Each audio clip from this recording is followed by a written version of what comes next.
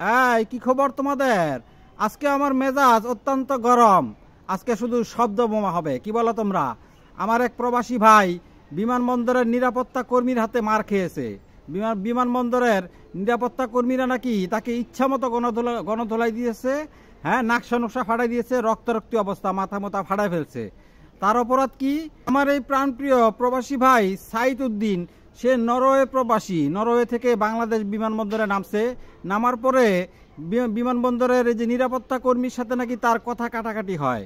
এক পর্যায়ে বিমানবন্দরের এই নিরাপত্তা কর্মীকে এই সাইদ উদ্দিন ভাই নাকি একটা ধাক্কা দিছে। ধাক্কা দেওয়ার পরে এটা নিয়ে তাদের সাথে কথা কাটাকাটি হয়। কথা কাটাকাটির পর্যায়ে পরে নিরাপত্তা কর্মীরা তো একজন না, এরা তো অনেকেই থাকে একসাথে। পরে সবগুলোর ডাক দিয়া সেই প্রবাসী ভাইকে নাকি একটা অন্দর ঘরে নিয়ে গেছে, একটা রুমে নিয়ে গেছে। নিয়ে যায় সবাই মিল্লা নাকি ইচ্ছা মতো ধরা মারছে। এটা কি মাইনা নেওয়া যায়?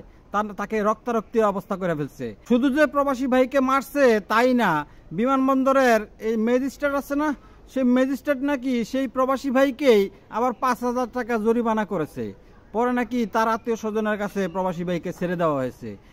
এটার কি কোনো ন্যায্য বিচার হবে? এই যে বিমানবন্দরের নিরাপত্তা কর্মীগুলারা ধরে আমার কাছে পাঠায় দাও। এই অশিক্ষিত গরিব ফকিন্নি, হ্যাঁ, নির্লজ্জ বেহায়া মিথ্যক ছোটলোক ধোকাবাজ গরিব, এগুলা আর কোনো কাজ পায় না। প্রবাসী ভাইদেরকে যদি আমরা সেলুট দিতে না পারি, আমরা সম্মান জানাতে না পারি, বাংলাদেশের অর্থনৈতিক চাকা ঘুরায় কারা?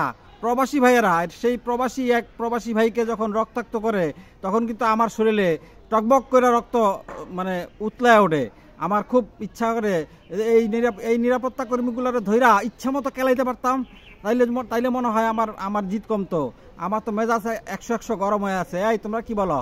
প্রবাসী ভাইয়ের উপর যে এরকম অত্যাচার করা হইলো, তাকে যে মারধর করা হইলো, রক্তারক্তি করা হইলো, এই কাজটা কি ঠিক হয়েছে?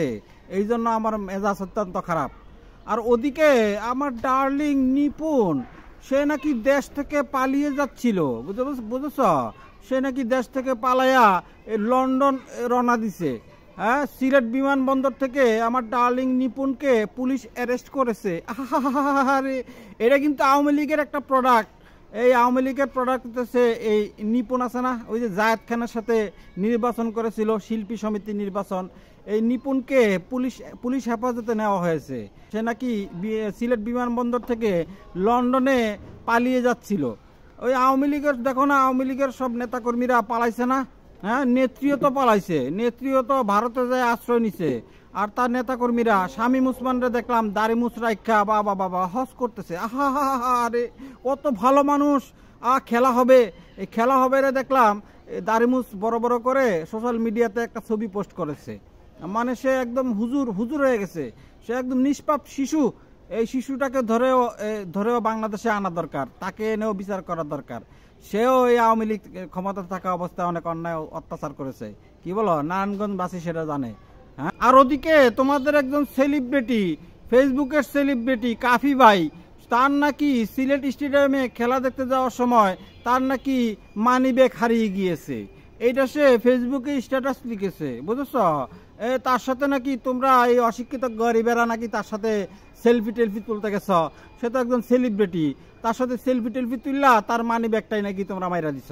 মানি ব্যাগের ভিতরে নাকি তার বিভিন্ন ধরনের অনেক ধরনের কাগজপত্র, অনেক কিছু ডকুমেন্ট আসিল, সেগুলো নাকি তোমরা তার মানি ব্যাগ সহ হাওয়া করে দিয়েছ। হ্যাঁ, এই কাফি ভাই ফেসবুক স্ট্যাটাস দিয়েছে। এই কোন অশিক্ষিত গরিব ফকির নিয়ে এই কাম করছে? তার মানি ব্যাগ চুরি করা লাগে না? বেরো অশিক্ষিত গরিব ফকিনীরা, এরা কি শুরু করেছে? যাই হোক, তোমরা যে তোমাদের মধ্যে যদি কেউ করে থাকো, এই কাফি ভাইরে এই মানি ব্যাগটা ফেরত দিয়ে দিও। বেচারা কন্টেন্ট ক্রিয়েট করে। আগে তো বইয়া কয়েল ময়েল জ্বালায় ভিডিও করতো, এখন দেখছি ঢাকা শহরে আইসা সে একটু আধুনিক হয়েছে, ছাদের উপর যায় ভিডিও করে। যাই হোক, তোমাদের কিছু বলার আছে? তোমাদের কিছু বলার থাকলে কমেন্টে জানাও। আর এই পেজটা ফলো দিয়ে দাও, ভিডিওটা শেয়ার করে দাও। দেখা হবে পরবর্তী ভিডিওতে। ততক্ষণ পর্যন্ত ভালো থাকো, সুস্থ থাকো। জয় জনতা, জয় মানবতা, জয় বাংলা, বাংলাদেশ জিন্দাবাদ। আসসালামু আলাইকুম।